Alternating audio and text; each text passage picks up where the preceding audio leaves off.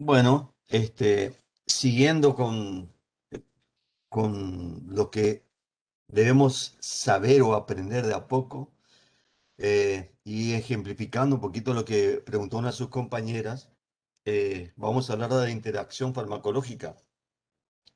Vieron que ella preguntó algo del omeprazol, pantoprazol, lansoprazol. Ese es un grupo de fármacos que pertenece a los inhibidores de la bomba de protones, utilizado para la úlcera gástrica, sería más bien, pero bueno, utilizan para la gastritis. Y bueno, una interacción farmacológica que es muy común, que se produce, por ejemplo, con el otro fármaco que mencionó la compañera, que era la metformina. Eh, Debido a que de por sí la metformina, que se utiliza para diabéticos, puede causar disminución de la absorción de la vitamina B12. Y a su vez, si esa persona que es diabética tiene problemas de gastrointestinal, gastritis, no úlcera, sino una pequeña gastritis, y tomas cualquiera de estos grupos, cualquier fármaco de este grupo farmacológico, también va a interferir en la absorción de la vitamina B12. Así que doblemente se va a inhibir la absorción de esa vitamina. Y obviamente va a traer después, con los años, algunos trastornos en la deficiencia de esa vitamina a nivel plasmático. Entonces, ¿qué es una interacción farmacológica?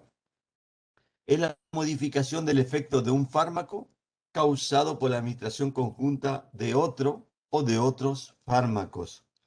¿Sí? ¿Y eso es común? Sí, es bastante común. Por suerte no tiene mucha trascendencia clínica, ¿sí? Muchas de esas interacciones que se producen no tienen mucha trascendencia clínica, o sea, son interacciones que uno lo vio en laboratorio, lo hizo in vitro, lo vio in vitro, pero que en la práctica por ahí clínica no tiene tanta importancia, salvo cuando uno busca esa interacción farmacológica. Entonces, ¿qué es lo que uno espera o busca a veces? Es justamente una interacción favorable. Es cuando uno adrede, utiliza dos, tres, cuatro fármacos justamente para potenciar el efecto de alguno de ellos. Típico el caso de la hipertensión arterial, en donde se da un medicamento, bueno, no es suficiente para bajar la presión, se da otro medicamento que actúe a otro nivel para bajar la presión, no da efecto, se utiliza un tercer medicamento que actúa a otro nivel para bajar la presión arterial. O también el caso de la diabetes, patologías crónicas, donde utiliza uno, dos, tres, varios medicamentos, que es lo que uno busca justamente. Entonces son efectos este, que uno trata de buscar para aumentar la eficacia de esos medicamentos que se potencian. Pero a veces no nos damos cuenta y no sabemos o desconocemos totalmente es la aparición de efectos adversos cuando el paciente toma varios medicamentos. Y es típico porque a veces nosotros tratamos una determinada o tenemos una determinada especialidad, ¿sí? Pero el paciente no solamente tiene problemas de hipertensión, sino tiene problemas de artrosis, tiene problemas de la piel, tiene problemas a nivel hepático y bueno, y consultan diferentes profesionales y cada uno medica su fármaco, ¿sí?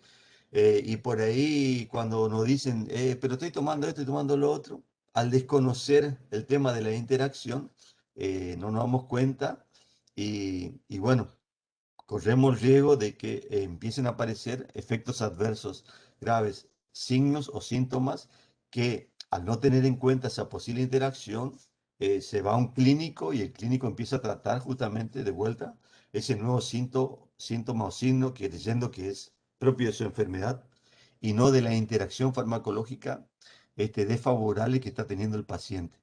Así que es muy importante este tema de interacción. Y obviamente, ¿por qué suceden o por qué puede llegar a suceder esas interacciones? Primero, debido a la politerapia y polifarmacia. La polifarmacia es donde el laboratorio, ¿qué hace? Como al paciente, porque el paciente no quiere tomar dos, tres, cuatro, cinco fármacos, le combina todo sin haber un ensayo clínico, sin haber un estudio en profundidad, mezclan diferentes sustancias diferentes principios activos en un solo medicamento. Caso típico de las vitaminas multivitamínicas, donde puede ser que sí, que el paciente tenga deficiencia de una vitamina, pero ya le agrega de todo, y oligoelementos, le agrega ginseng, ginkgo biloba y lo que sea, ¿sí? Con tal de encarecer ese medicamento. Y si uno se pone a analizar o hace un estudio exhaustivo de esos 18 componentes o 24 componentes como el Farmafor, Farmatón, que el paciente dice, "Ah, no, a mí me hace bien", se da cuenta que tiene de uno o de dos, tiene la dosis efectiva, la dosis suficiente ese medicamento, y el resto tienen subdosis. O sea que es como que no tiene nada, es como que no tiene nada, pero bueno, es el hecho de consumir complejos multivitamínicos también es algo subjetivo y que el paciente ya se siente mucho mejor. Y ahí obviamente alguno de ellos puede interaccionar con otras sustancias. Eh, También tenemos, por ejemplo, para otras patologías que se llaman como, por ejemplo, las varices, ¿sí? Donde se utilizan inclusive fármacos que no tienen eficacia demostrada, algunos como protectores gástricos, protectores también a nivel hepático, también para el estado de la pérdida de la memoria, los cuales hay fármacos que no han demostrado su eficacia, pero bueno, que combinan dos o tres para mejorar ese estado que uno no pierda la memoria. Y a veces no nos damos cuenta que hay algo que nos puede muy en contra de la naturaleza y está relacionado con la edad, ¿sí? La edad es un factor dentro de los factores generales que puede modificar la acción de los fármacos, que bueno, hay cosas que uno no puede, todo tiene su tiempo, todo tiene su edad y llega un momento en el cual ya empezamos a tener deficiencia en algunos órganos o sistemas. Y por más que tomemos lo que tomemos por ahí, no, no, no va a haber mejora. ¿Eh? Hay que asumir nomás a veces eh, ese factor importante que es la edad. Existe un consumo exagerado porque sí, el paciente toma, ay no, pero hoy me levanté, che, desganado, voy a tomar por la duda un ibuprofeno para aumentar mis ganas. No, hoy posiblemente voy a tener reunión mañana, eh, voy a tomar esto, como por ejemplo hay una propaganda de la melatonina para dormir mejor. eh, y por lo que sea, no, pero el sol me está molestando mucho, voy a tomar complejo vitamina A, o lo que sea, ¿sí? Existe un consumo exagerado y no existe un verdadero control.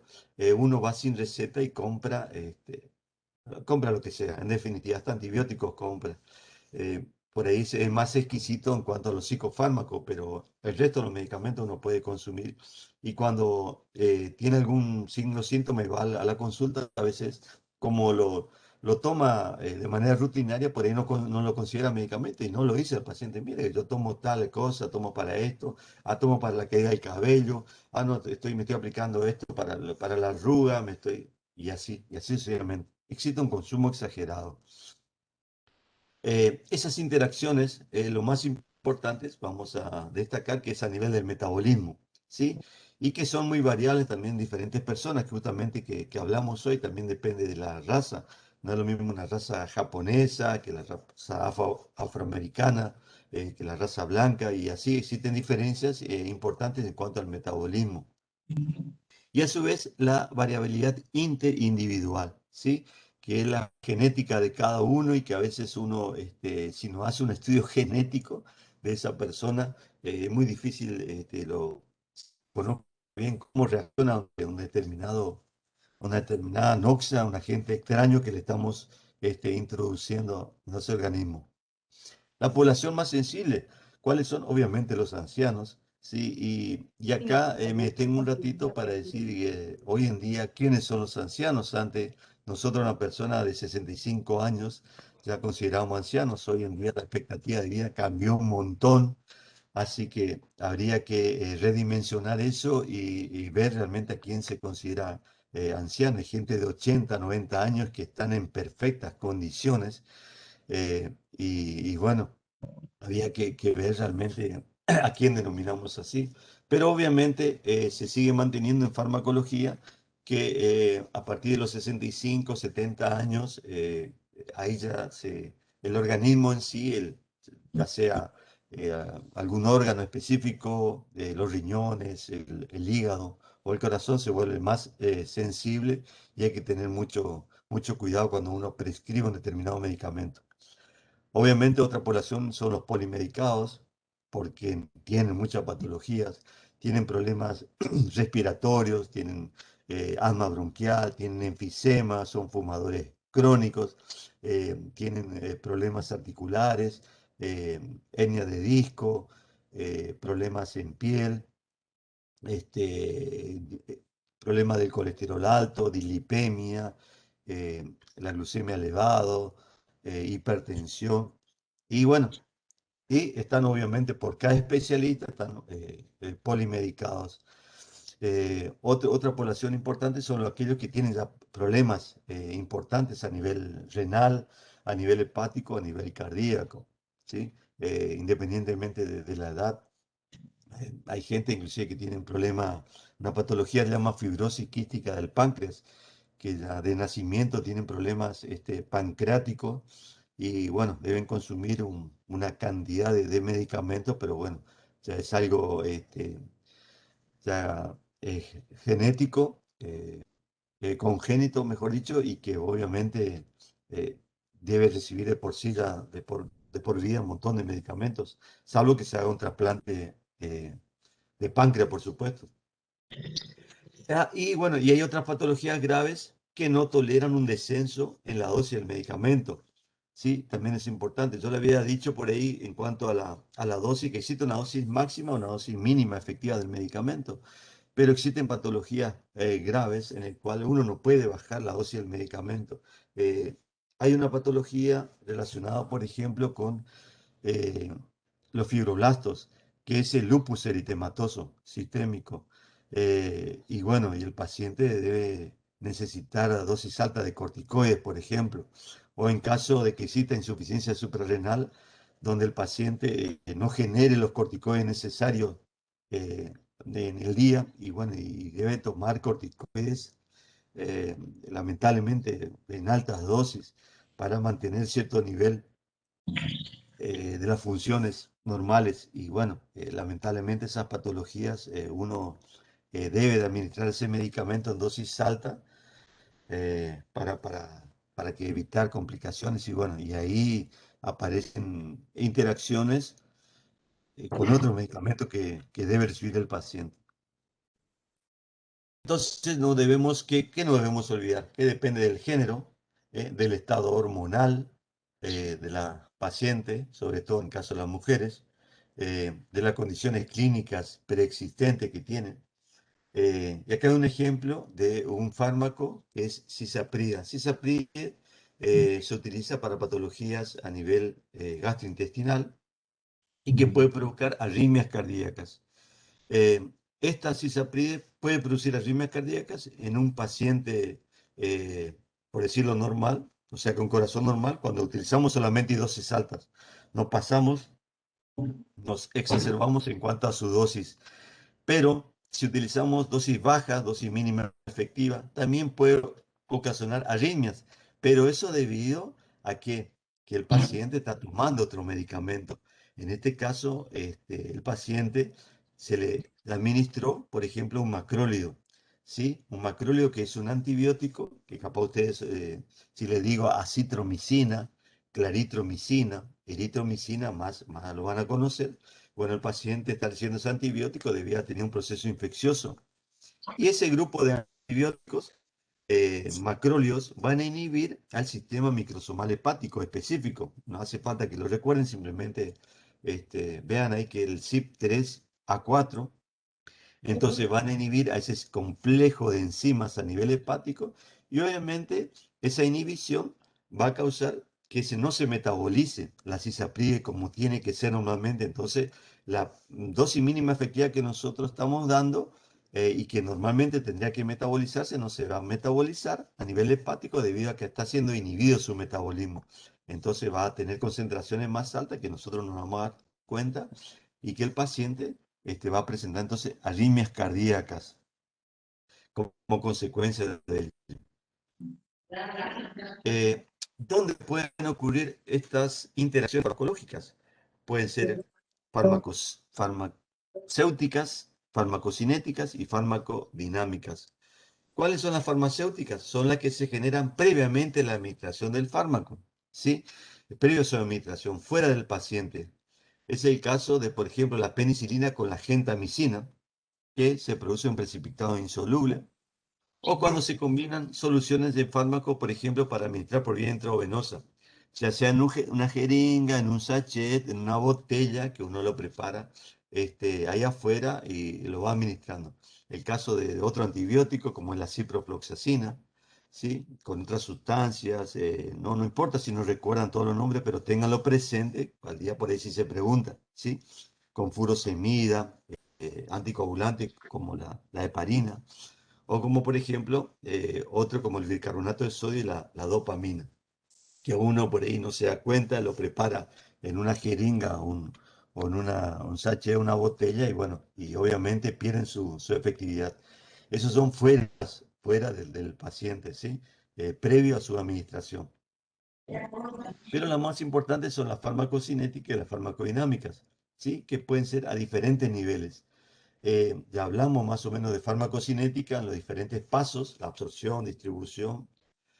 Y la farmacodinámica puede ser a nivel del receptor, o sea, en el lugar donde se va a unir, eso ya es un tema que después se va a hablar de farmacodinámica, el lugar donde la sustancia que administramos, el principio activo, el fármaco administrado, se tiene que unir a un determinado receptor, o, o una vez unido a ese receptor, qué efecto va a tener, ¿sí? ¿Qué acción farmacológica va a tener? Entonces también puede ser a nivel de la acción farmacológica. Entonces puede haber una alteración de la motilidad gastrointestinal dentro de la farmacocinética, ¿sí? Se puede acelerar el tránsito intestinal en caso de la metoclopramida, por ejemplo, y ese fármaco necesita ese determinado tiempo, 10 minutos, 15 minutos, para comenzar a disolverse y absorberse, debido a que está acelerado el tránsito intestinal, no se va a absorber, no se va a absorber. Efectos en la luz intestinal impiden también la absorción del fármaco por medios físicos y químicos, cambian el pH y quelación. Ese también es importante cuando se administran algunos fármacos que pueden causar una unión de ciertas sustancias, como se menciona acá, por ejemplo, con cationes como ser el calcio, el magnesio, el aluminio, que pueden formar lo que se llaman quelatos, ¿sí? Y el caso con el antibiótico como son las tetraciclinas. De esa manera no se van a absorber, se produce una interacción a nivel de la absorción y no se absorben. O cuando uno busca, por ejemplo, consumió por demás aspirina y se mantiene ahí en el estómago, y para tratar de eliminar que no se siga absorbiendo, bueno, se puede dar carbón activado y forma quelatos, y así se elimina o hace que no se absorba más la aspirina. Y otros ejemplos, bueno, otros antiácidos, como mencionábamos hoy, los inhibidores de la bomba de protones, con otro antibiótico, la ciprofloxacina, y así otros ejemplos. Lo importante acá es que las interacciones evitables o se evitan administrando los fármacos con intervalo de tiempo de 2 a 3 horas. Eso es importante. Entonces, cuando una persona debe consumir varios medicamentos, y cuando existe la duda si habrá o no interacción, bueno, tratemos de darlo con un intervalo de 2 a 3 horas, por ejemplo.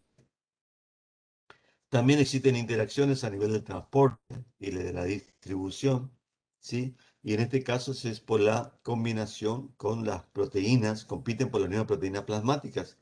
Y acá tenemos el ejemplo de los AINES, que son un alto porcentaje de proteínas plasmáticas y que pueden desplazar a otras sustancias, como por ejemplo el caso de algunos hipoglucemiantes orales que se da para la diabetes, lo pueden desplazar de su unión a proteínas plasmáticas y obviamente generar mayor efecto hipoglucémico.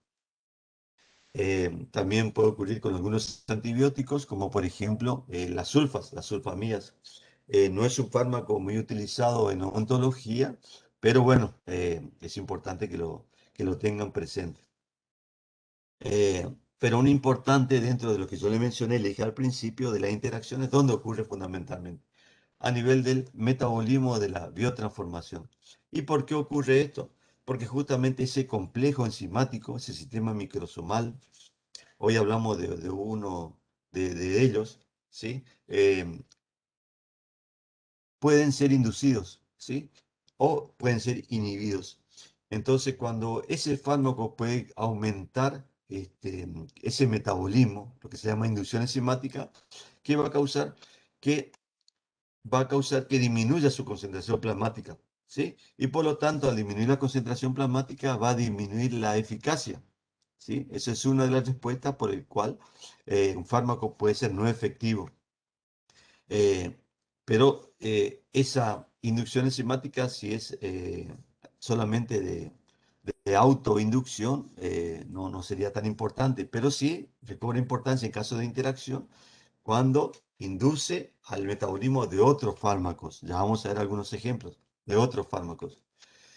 Y este fenómeno de inducción enzimática no es que se ocurre también ahí al momento, sino que requiere de varias semanas, de varias semanas. O sea que el fármaco que el paciente consume lo hace de manera crónica para que produzca una inducción, ¿sí? Enzimática. No es que lo va a tomar hoy y ya va a causar un aumento del metabolismo de otro. Y es, por ejemplo, el caso de los antiepilépticos, específicamente carbamazepina, fenitoína, fenobarbital, son fármacos antiepilépticos que uno lo da de por vida a muchos pacientes y bueno, generan inducción enzimática. Y de ahí, por ejemplo, pueden ser de anticoagulantes, anticoagulantes orales, eh, de AINES, de derivados opiáceos, de corticoides, y hay que tenerlo presente, ¿sí? Cuando esos pacientes están consumiendo este tipo de fármacos. El alcohol en ingesta crónica, ¿sí? Además, eh, hace muchos años, obviamente, el alcohol se consume de manera crónica, sin llegar a ser alcohólico, necesita una ingesta crónica y eso obviamente va a causar una inducción enzimática. Eh, También el tabaco, que hay muchos fumadores, también generan inducciones enzimáticas. Y después otros antibióticos, como por ejemplo la rifampicina, ¿sí? Y la grisofulvina, que se utilizan también de manera crónica en algunas patologías. Después tenemos lo contrario que la inhibición enzimática. En este caso, obviamente, va a disminuir el metabolismo y en este caso va a causar un aumento de la concentración plasmática. ¿Y qué va a aumentar con eso? ¿La eficacia? No, la eficacia se va a mantener, pero sí va a aumentar el riesgo de toxicidad. ¿Sí? Y en este caso, sí, las manifestaciones son más inmediatas, ¿sí? Aparecen más prontamente y son más riesgosas, porque puede causar efectos tóxicos al consumir en 24 horas, 48 horas un determinado medicamento, y teóricamente no tendría que aparecer ese efecto indeseado, ese efecto tóxico, pero bueno, justamente aparece porque existe un medicamento que está tomando y que le causó una inhibición de su metabolismo. Entonces ese fármaco se está concentrando y uno no se da cuenta, está tomando cada 6 horas, cada 8 horas y está aumentando su toxicidad. Y acá tenemos de fármacos que son, pues son muchísimos, ¿no? Esto es algunos ejemplos, porque si ponemos todo en lista, es impresionante la cantidad. Pero bueno, traigamos lo más característico, lo que el día de mañana ustedes pueden llegar a prescribir inclusive. Fíjense, fármacos inhibidores enzimáticos. Tenemos el grupo de los macróleos, como la eritromicina, el ketoconazol, que es un antimicótico, la ciprofloxacina, que también es un antibiótico. Y después también tenemos en este caso el alcohol. El alcohol, un inhibidor enzimático que actúa así, pero en la ingesta aguda. En esa ingesta aguda que uno lo hace los fines de semana, cuando sale a los boliches, sale de fiesta, sale de jolgorio, y obviamente toma de más, sí. Lo que no tomó en un mes, lo que no tomó en la semana, en ese día se tomó todo, como se dice. Y obviamente eso se ve sobre todo cuando está tomando benzodiazepinas. Y obviamente el efecto es de depresión del sistema nervioso central, ¿sí? Entonces, esa ingesta aguda que causa inhibición enzimática y el paciente está tomando benzodiazepinas, cualquiera de ellos, diazepam, bromazepam, lorazepam, clonazepam va a tener un efecto depresor importantísimo en el paciente.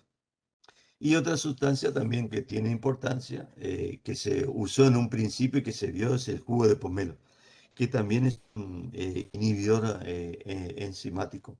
Eh, Tiene relevancia con algunas sustancias que no es tan importante en ontología, pero lo traigo a colación porque también se menciona el jugo de pomelo como un inhibidor enzimático. A nivel de la excreción, también puede haber interacciones en este grupo de fármacos que son inhibidores de la anhidrasa carbónica, el bicarbonato de sodio, que pueden alterar el pH renal. O ya también, como le mencioné, el Probenecid, que era un fármaco creado justamente, específicamente para cuando se utilizaba penicilina y uno quería, porque antes la penicilina, creo ustedes que eso no lo saben, se utilizaba cada 6 horas, ¿sí? Cada 4 o 6 horas. Imagínense utilizar penicilina cada 4, cada 6 horas y bien inyectable, ¿eh? En ese caso no había la vía oral, sino que era vía intramuscular, lo que es administrar vía intramuscular cada 4 horas durante 10 a 14 días, una locura. Entonces el Probenecid se generó justamente en ese caso porque se vio que competía con la eliminación de las penicilinas a nivel de la secreción tubular y de esa manera era una interacción favorable que ya prácticamente no se utiliza porque existen otras penicilinas que se da cada 8 horas, se puede dar como la penicilina de depósito cada semana.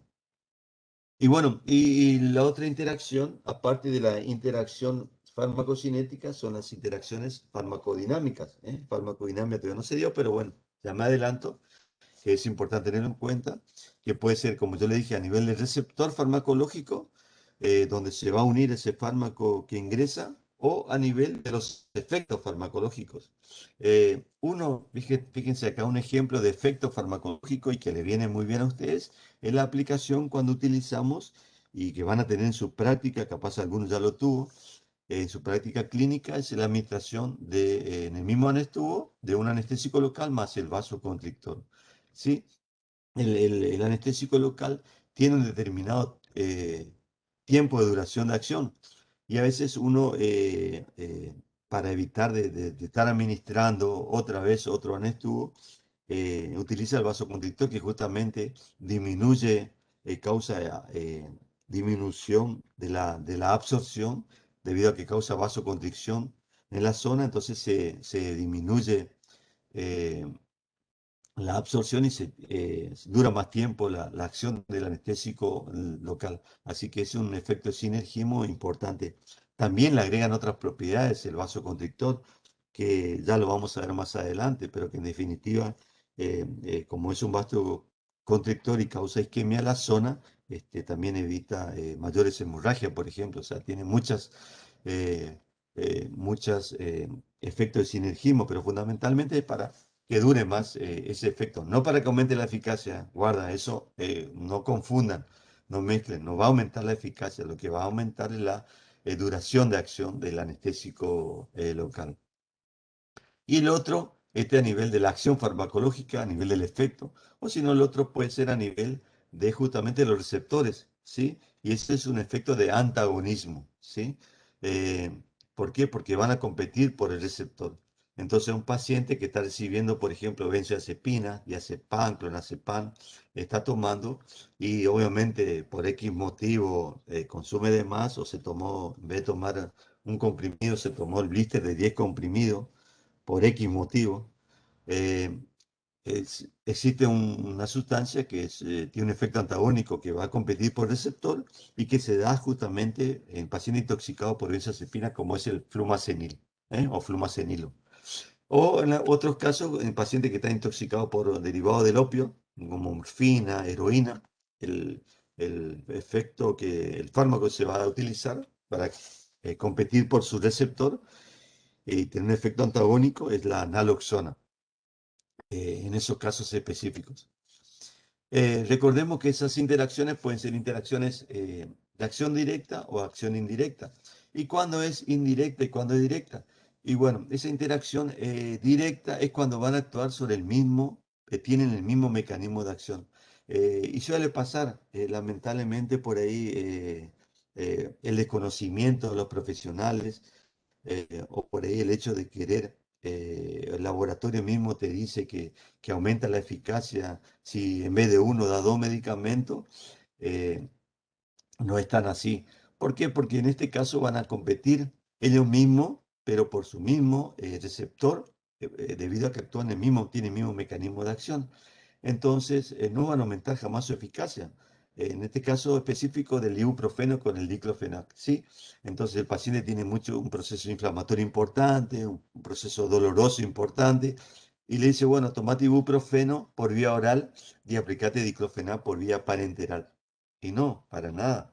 Esa interacción directa que actúan sobre el mismo mecanismo de acción, no va a aumentar para nada su eficacia, pero sí va a aumentar el efecto de efecto adverso, que en este caso sería una hemorragia digestiva.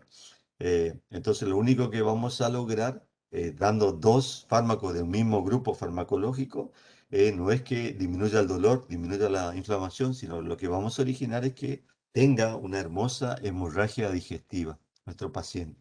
Así que hay que tener mucho cuidado cuando uno elige dos medicamentos y que son de el mismo grupo farmacológico, o sea, que actúan de la misma manera. Hay que tener mucho cuidado. Obviamente son más relevantes depresores a nivel del sistema nervioso central, cuando se utilizan el alcohol con hipnóticos, como dijimos hoy, también la benzodiazepina con opiáceos, o también son activos importantes a nivel del cardiovascular, como fármacos que alteran el ritmo, ¿sí? O la conducción auriculoventricular, o también disminuyen la contractilidad, ahí también son muy importantes. Eso que actúan a ese nivel y que por ahí uno no lo, no lo tiene en cuenta. Y las indirectas es cuando no tienen el mismo mecanismo de acción, no tienen el mismo mecanismo de acción, pero los efectos adversos se potencian, ¿sí? Se potencian los efectos adversos de esos fármacos. Entonces, los anticoagulantes que de por sí hemorragia, porque bueno, justamente alteran la coagulación, puede causar una hemorragia a nivel digestivo, y uno le da el grupo de los SAINES, cualquiera de ellos, le puedan que son proulcerogénicos, y ahí en ese caso van a disminuir la secreción de la mucosa protectora a nivel gástrico, van a causar un mayor riesgo de hemorragia digestiva, ¿sí? O en algunos casos, por ejemplo, de los AINES con los antihipertensivos, porque los AINES van a inhibir específicamente una sustancia que son las prostaglandinas renales, causando retención y de agua. Y si el paciente está tomando antihipertensivos, llámese el grupo de los IECA, que son los inhibidores de la enzima de conversión de angiotensina, inhibidores de la enzima de conversión de angiotensina, diuréticos, beta bloqueantes, van a perder su eficacia, debido justamente a que como uno le está mandando un AINE, un grupo de los AINE para el dolor y la inflamación, y al inhibir estas prostaglandinas se va a modificar el filtrado o la circulación renal, y obviamente va a causar mayor retención de agua. Y ese efecto que uno espera con este grupo de fármacos, de bajar la presión, no va a ser tan así. Entonces uno lo tiene que tener mucho cuidado cuando el paciente viene y te dice, doctora, pero mire, yo estoy tomando para la presión, son muchos grupos lo que puede llegar a tomar, pero específicamente interacciona con estos tres. Entonces, si por él dice, mire, yo estoy tomando este grupo enalapril, ¿sí? Que es uno de los más comunes. Entonces hay que tener cuidado cuando uno va a recetar un AINE para evitar. Y obviamente cuando existe una posible interacción, porque recuerden ustedes que son posibilidades de interacciones, no es algo que se va a dar sí o sí. Entonces por ahí ustedes saben y le van a mandar un aire por varios días, le pueden decir, por ejemplo, bueno, siga tomando su medicamento, pero contrólese la presión. No sea el caso que llegue a aumentar la presión arterial. ¿Sí? Debido al medicamento que ustedes le están dando ahora. El alcohol también que tiene interacciones, le caía simplemente en este caso, y era debido a este tipo de, de efecto que puede tener cuando el paciente anteriormente, o ahora inclusive cuando es un alcoholista crónico, se necesita una sustancia llamada disulfiram, ¿sí? Que se le da para evitar que siga tomando. persuasivo al alcohol para que deje de tomar. ¿Por qué? Porque inhibe el metabolismo del alcohol, ¿sí? Inhibe una enzima y de esa manera se inhibe la oxidación del acetaldehído. Se inhibe la oxidación del acetaldehído y esa sustancia que se genera le causa rubor facial, dolor de cabeza, hipotensión, palpitaciones, taquicardia y que hace que el paciente deje de tomar. Eso es de manera persuasiva para que deje de tomar. Pero que existen fármacos que pueden llegar a causar, que es lo que ustedes tienen que recordar y que actúan de esa manera, porque causa ese efecto antabús o ese efecto disulfiram y que es el metronidazol. El metronidazol es un fármaco, es un antibiótico que ustedes lo van a utilizar fundamentalmente para tratar infecciones por anaerobios en la cavidad bucal y que justamente van a tener ese efecto de interacción con el paciente que está tomando alcohol. Entonces, algo que uno tiene que saber cuando va a dar este medicamento es que decirle al paciente sí o sí que no debe ingerir alcohol durante los 7 días, los 10 días, el tiempo que uno le va a mandar es ese antibiótico, ¿sí? Porque caso que no le diga y el paciente tenga los síntomas que antes le mencioné, el paciente jamás va a decir que era consecuencia del alcohol, porque él hace años que toma el alcohol y nunca le causó eso. Pero ustedes le mandaron hoy este antibiótico, van a decir, ah, no, que lo que me está causando daños es el metronidazol que me mandó mi médico, mi odontólogo, porque yo tomo alcohol y nunca me causó nada. Entonces, algo fundamental que ustedes tienen que decir, que deje de tomar alcohol para evitar ese efecto de insulfiram, los efectos antabús, cuando van a prescribir este medicamento. Después hay otros fármacos que no son muy comunes que van a prescribir, pero bueno, ahí está en la lista, en la diapo, que si quieren después lo miran. Pero fundamentalmente recuerden el metronidazol. Y por último, bueno, rescatar las interacciones, porque lo bueno que tienen ustedes en odontología, que van a tener es que eh, de todos los grupos de fármacos solamente van o deben prescribir lo relacionado a la mucosa bucal. No van a prescribir para tratar otra patología, aunque en algunos lugares por ahí prescriben otro tipo de fármacos. Pero en definitiva ustedes tienen que no salir de la mucosa bucal de la boca, la zona esa, donde van a prescribir AINES, sobre todo, para el dolor, la inflamación, la fiebre, corticoides, ¿sí? Antimicrobianos obviamente y los anestésicos locales, ¿sí?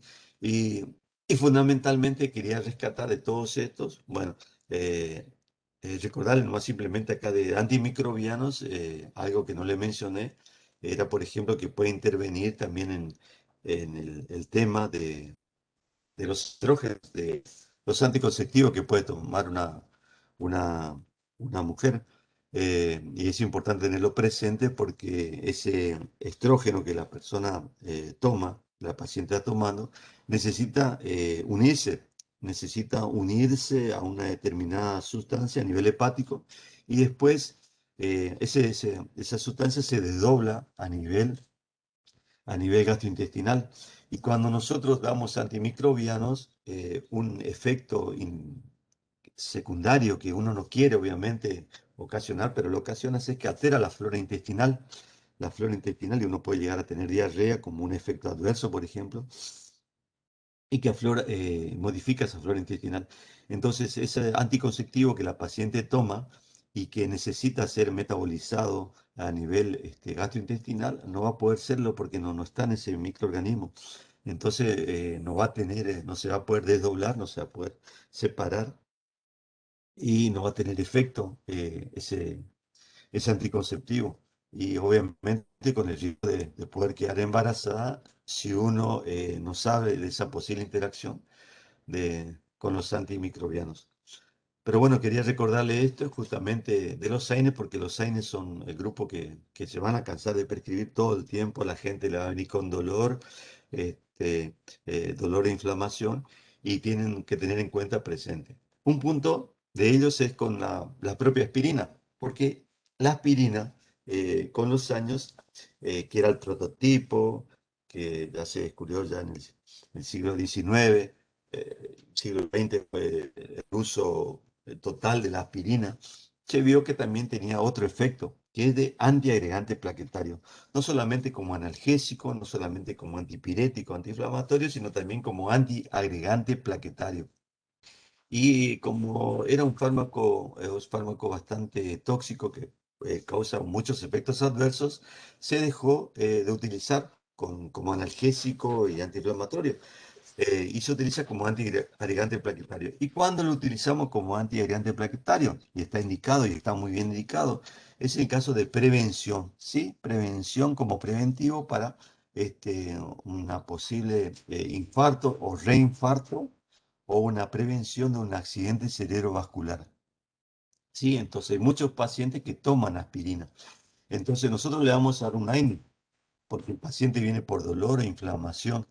Sí, entonces, ¿qué tenemos que tener en cuenta? Es ese tiempo justamente que dijimos, no dar de manera conjunta, dar que tome el paciente su aspirina todos los días, supongamos a las 7 de la mañana, a las 8 de la mañana, dejar que actúe, porque esta tiene una particularidad que se une de manera irreversible a su receptor, entonces dejar que actúe la aspirina y después de la hora o 2 horas le damos que tome su analgésico. Es importante tenerlo presente cada vez que el paciente toma la aspirina y que van a tener su consultorio. El otro era con los hipoglucemiantes, como yo le dije, son patologías crónicas, patologías que hay que aumentar un montón, como la diabetes, entonces uno tiene que saber qué hacer. Y los hipoglucemiantes no son todos, fundamentalmente el grupo de las sulfonilureas, ¿sí? El grupo de las sulfonilureas, ahí hay que tener precavido o precaución, ser precavidos cuando el paciente viene y le dice, mire doctora, yo estoy tomando este hipoglucemiante y no me hará nada con el diclofenac y el ibuprofeno que usted me está por mandar. Bueno, eso es importante que lo tengan presente. También con corticoides, el paciente puede consumir corticoides de manera crónica, como le dije, inclusive si viene de manera inhalatoria, la asma bronquial, esas cosas, y que por ahí tiene ataque agudo y se lo toma de manera oral o se inyecta cada tanto con otros antitrombóticos, ¿sí? Porque en dosis insuficiente puede ser que no tengan efecto o dosis excesiva, bueno, una hermosa hemorragia le vamos a causar a nuestro paciente. Y lo otro que dijimos, que ya mencionamos anteriormente, era con los antihipertensivos, con esos tres grupos fundamentales, el grupo de los IECAS, de los diuréticos y los beta bloqueantes. Así que ahí es importante que lo tengan presente y que lo tienen que saber, obviamente. Sí, recalcar siempre eso y lo vamos a ver, lo vamos a repasar en nuestros talleres cuando veamos justamente el tema de interacciones. Eso no pueden dejar de saberlos ustedes porque es importante, porque muchísima gente consume medicamentos, como yo le dije, consumo exagerado de medicamentos y esas interacciones que puede llegar a tener el paciente pueden ser muy, muy graves para ellos. Y por conclusión, bueno, existen miles de interacciones, muchas de ellas no se dan por suerte en la práctica clínica, son interacciones vistas in vitro, pero hay que tener presente con fármacos, con fármacos que